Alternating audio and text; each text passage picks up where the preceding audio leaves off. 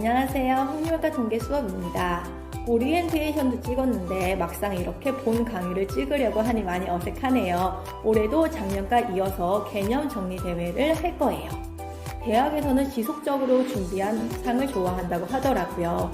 많은 친구들이 참여를 해서 좋은 결과를 얻었으면 좋겠습니다. 그리고 노트 정리가 수행평가로 들어간다는 것도 알고 있겠죠? 여러분이 수업을 잘 듣고 노트를 잘 정리해서 여러분의 것으로 잘 소화했으면 좋겠어요. 비록 선생님이 우리 친구들이 잘 하고 있는지 알 수는 없지만 선생님은 여러분이 잘 할 거라고 믿고 있습니다. 원래 이번 수업은 확률과 통계에서 수능 특강으로 준비를 하려고 했어요. 하지만 EBS의 수능 특강에 있는 강의가 이미 훌륭하신 선생님들이 3분이나 강의를 찍었다고 하더라고요. 그래서 저까지 수능 특강으로 강의를 찍는다면 왠지 안 들을 것 같은 거예요. 차라리 교과서로 수업을 해야겠다라고 생각을 하고 있습니다. 교과서 수능 특강이 이번 시험 범위가 될 것입니다. 그럼 앞으로 어떻게 이제 수업을 할지 한번 보겠습니다. 네, 이것은 수학 핵심 역량 체크리스트예요. 2015 수학과 교육과정에 제시되어 있는 수학 핵심 역량에 대해서 가져온 것입니다.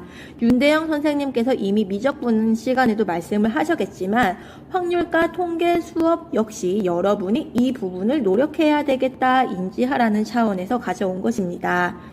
예를 들어서 문제 해결을 한번 볼게요. 문제 해결에 문제 만들기를 우리가 구성 요소를 이제 가져왔다고 하면 어떠한 노력을 해야 하느냐? 주어진 문제를 변형하거나 새로운 문제를 만들어내는 능력을 필요로 하고 있습니다. 우리가 시험 문제가 아까 교과서와 수능 특강에서 나온다고 얘기를 했었죠. 여러분이 수능 특강에 있는 문제를 변형을 하거나 새로운 문제를 만들어서 친구들과 돌려보거나 마지막에 노트에다가 좀 더 써가지고 기재를 해서 학기 말에 제출을 한다면 여기에 체크를 하시는 거예요. 그러면 입학사정관들께서도 우리 친구들이 문제 해결에 문제 만들기에서 이러한 노력들을 했구나라는 것을 알 수가 있기 때문에 생기부에 기재할 때도 좀 더 도움이 될 것 같아요. 아니면 예를 들어서 창의융합이라고 한번 볼게요. 또 창의융합 많은 대학교에서 좋아하고 있는 항목이잖아요. 창의융합에서 나는 수학이라는 게 단순히 여기서 끝나는 게 아니라 수학과 다른 교과나 실생활의 지식, 경험들을 연결하고 융합하여 새로운 지식, 기능, 경험들을 생성하고 문제 해결하는 능력을 했다라는 것을 선생님한테 이거를 가져와서 보여주고 아니면 발표를 한다라고 하면은 우리 친구들이 수학 핵심 역량에서 수학 외적 연결 및 융합을 했다라는 것을 알 수가 있겠죠. 그래서 이거는 또 계약을 하면은 다시 한번 자세하게 말씀을 드리겠습니다. 많은 친구들이 궁금해 할 거예요.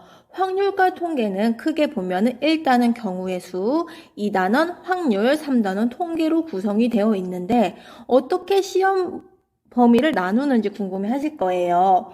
중간고사는 우선은 생각하기로는 순열과 조합까지 볼 생각이고요. 기말고사는 생각으로는 이항분포까지 볼 생각이에요.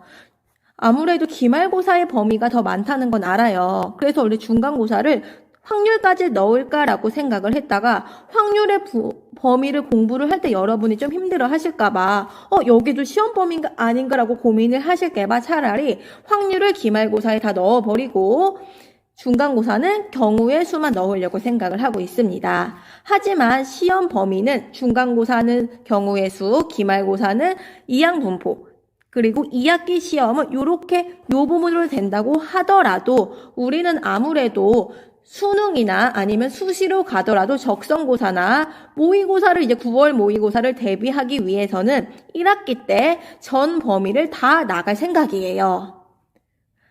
2학기 때는 수능 완성으로 할 것입니다. 우리가 이것을 참고하시고 공부를 하시면 될 것 같습니다. 1단원부터 한번 공부를 해볼게요. 1단원은 크게 보면은 어떻게 되어 있냐면은 1. 경우의 수라고 나와 있습니다. 경우의 수에서 순열과 조합으로 되어 있는데 순열이라는 큰 단원이 있을 것이고요. 그 다음에는 조합이라는 단원이 있을 것이고 다음에는 이항정리라는 게 있을 것입니다. 아무래도 이항정리가 시험 빈도가 많을 거예요. 그 순열과 조합이라는 거는 보통 우리가 통합돼가지고 시험에 나올 수밖에 없겠죠. 공부할 때는 순열이라는 걸 단원에서는 순열 문제만 나올 거고 조합 단원에서는 조합 문제가 나오겠지만 시험에서는 순열 조합이 통합돼가지고 여러분이 잘 캐치를 해서 풀어야 돼요. 그리고 또 중요한 게 있죠. 조합에서 어떤 게 많이 나올 수가 있어요? 네, 맞아요. 중복조합, 기출에도 어마어마하게 많이 있고 우리가 중복조합은 어려운 문제로도 많이 나올 수가 있으니까 여러분이